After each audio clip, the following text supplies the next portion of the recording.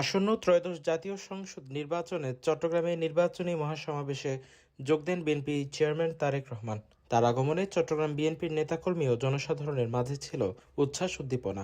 এছাড়া কয়েক সপ্তাহ ধরে চট্টগ্রামে নানান প্রস্তুতি নেন নেতাকর্মীরা।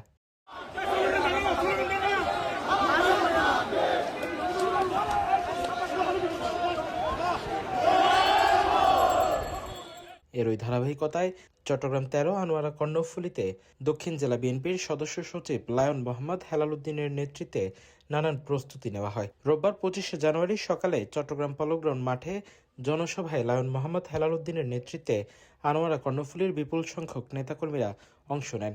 এর আগে একটি শোভাযাত্রা বের করা হয়, যা সবার নজর কাড়ে।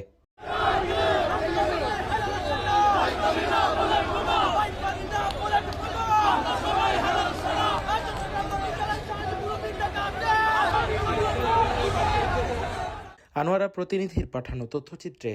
News desk, CTG post, Chittagong.